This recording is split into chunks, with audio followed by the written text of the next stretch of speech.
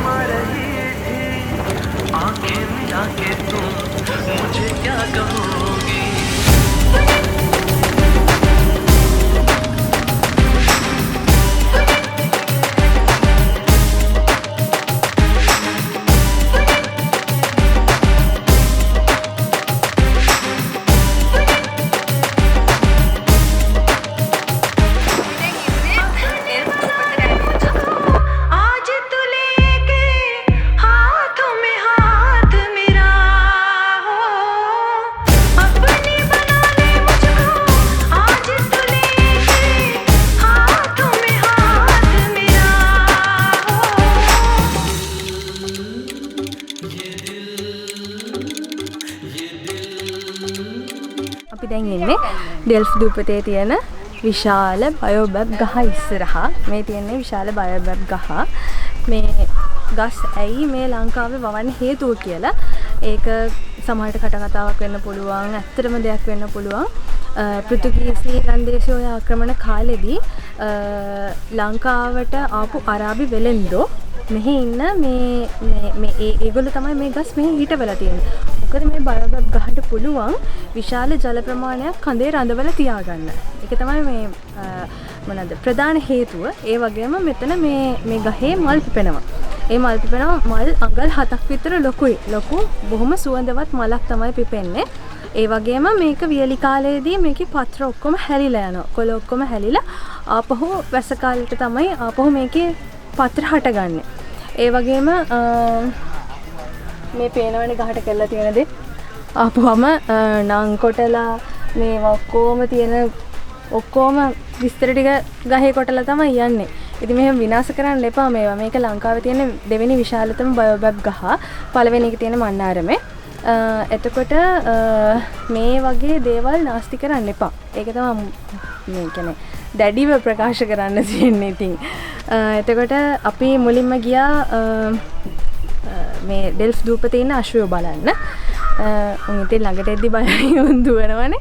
ඉතින් ඊට පස්සේ තමයි මෙතනට ආවේ. තව තැන් ගොඩක් තියෙනවා බලන්න යන්න. එහෙනම් යමු.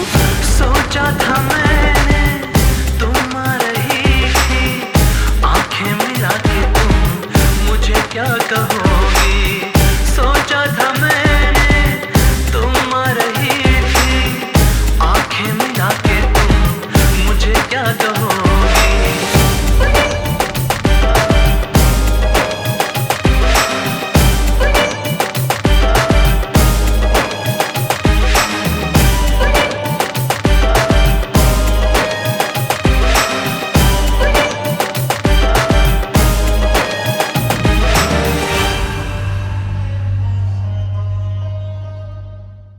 අපි දැන් ඉන්නේ ඩෙල්ෆ් දූපතේ තියෙන ක්වීන්ස් ටවර් එක ඉස්සරහා. මේ තියෙන්නේ ක්වීන්ස් ටවර් එක. එතකොට මේකේ මේ පේනවද මේ ගල් මේවා මේ බ්ලොග් ගල්වත් ඒ ගල් නෙමෙයි. ඇත්තටම ඒක මේ පොළව හරපුවාම මේ එන මේ ගල් జాතියක්. ඒ කියන්නේ මේගොල්ලෝ මේ තාප්ප හැම හදද්දි අපි දැන් මගේ එද්දි දැක්ක තාප්ප හැම ඒවා සිමෙන්ති දාලා හදපු ඒවා නෙමෙයි. ඒවා මේ පොළව හරපුවාම මේ මතුවෙන ගල් වලින් තමයි එකට තියලා නිකන් මේ හරියට කොරල් පර වගේ එකට තියලා හදපු මේ තාප්ප තියෙන්නේ. එකක්වත් සිමෙන්ති දාලවත් මුකුත් බැඳලවත් එහෙම මුකුත් කරලා නැහැ. නිකන් එකට ගොඩ ගහලා වගේ හැඩයට හදලා තියෙන්නේ. මේක හදලා තියෙන්නේ මේක නම් අතට සිමෙන්ති මොන හරි දාලා තියෙන්නේ. මේක හදලා තියෙන්නේ ඒ වගේම මේ ඒ පොළවෙන් හම්බෙන ගල් එක හතරැස්සට කපලා තමයි මේ උඩට යනකම් හදලා තියෙන්නේ.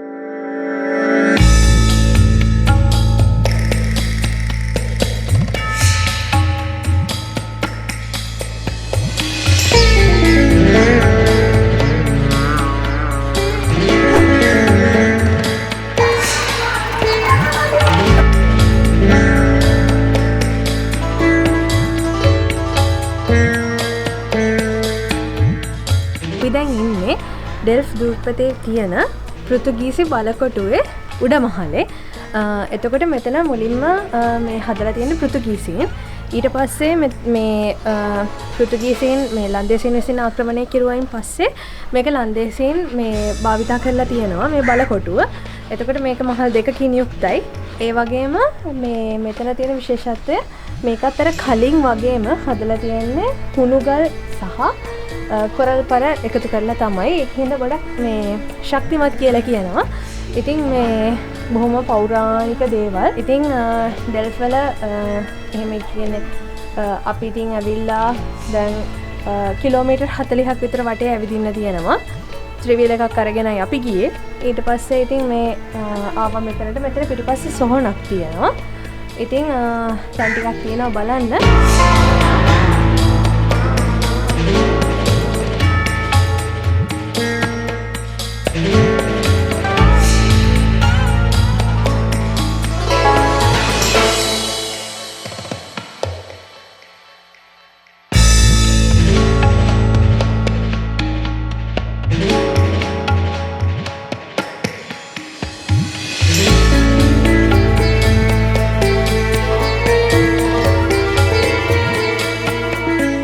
අපි දැන් ඉන්නේ ඩෙල්ෆ් දූපතේ තියෙන බ්‍රිතාන්‍ය පාලන සමයට අයත් උසාවි සංකීර්ණයක. මේක මේ පොඩ්ඩක් මේ දැන් වර්තමානයේ හැටියට පොඩ්ඩක් මේ නැවත සංවර්ධනය කරලා වගේ තියෙනවා. චුට්ටක් අර ජරා ජීර්ණ වෙලා තිබිච්ච එක අඩු වෙන විදිහට. එතකොට මේ 1905 කියලා මෙතන ගහලා තියෙනවා ලාංඡනය. ඒකෙන් කියවෙන්නේ මේ මෙතන බ්‍රිතාන්‍ය පාලන සමයට අයත් වෙලා තිබිච්ච මේ උසාවි සංකීර්ණයක් කියන එක. මෙතන මේ නීතිඥයන්ට වෙනමම වැඩ කටයුතු කරගන්න. එතකොට උසාවියෙන් චූදිතයන් වෙච්ච අයව වෙනමම රඳවන්න. එතකොට ආරක්ෂක නිලධාරීන් වෙනමම ඒගොල්ලන්ට ඉන්න පුළුවන් විදිහට මෙතන කොටස් වශයෙන් වෙනම හදලා තියෙනවා. එතකොට මෙතනම තමයි එහා පැත්තේ තියෙන්නේ ඒ යුගයේදී පරවියෝ මගින් පණවිඩ හෝමාරු කරපු එකට ඒ පරවියන්ව රඳවන්න හදලා තිබුණු කූඩේ. ඒ කියන්නේ ඒක නිකන් ගොඩ නැගිල්ලක් වගේම තමයි මෙතනත් ඒක පේන්නේ.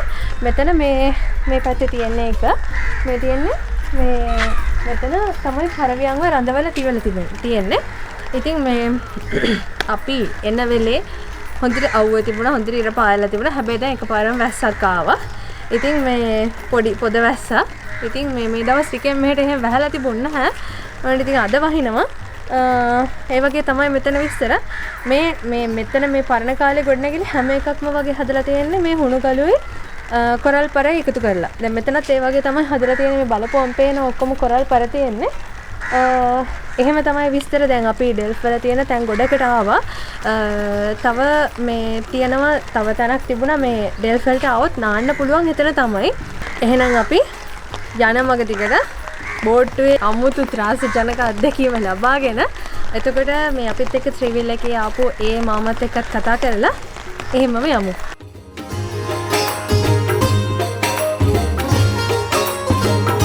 මේ ඉන්නේ රාජාංකල් අපිත් එක්ක ඩෙල්ෆ් වටේම ගියේ මෙයා තමයි. හොඳට හැමතැනම පෙන්නුවා. බයක් නැතුව හැමතැනම එක්කන් ගියා. ඒ වගේම ගණන සාධාරණයි. ඔයාලට යන්න පුළුවන්. දෙන්නෙක්ට වගේ මෙයාගේ ත්‍රිවිල් එකේ යන්න පුළුවන්. මෙයාගේ නම්බර එක මම වීඩියෝ එකේ යටින් දාන්නම්. එන කෙනෙක්ට කතා කරලා යන්න පුළුවන්. AVK විස්තර ගන්න තැන තමයි ඒගොල්ලෝ තමයි මට මෙයාව සෙට් කරලා දුන්නේ. කිසි දෙයක් නොදැන ආවේ. ඒ වගේම මෙයාත් එක්ක බයක් නැතුව කිසි දෙයක් නොදැනවත් යන්න පුළුවන්. එහෙනම් අපි ඊළඟ බ්ලොග් එකේදී හම්බ වෙමු.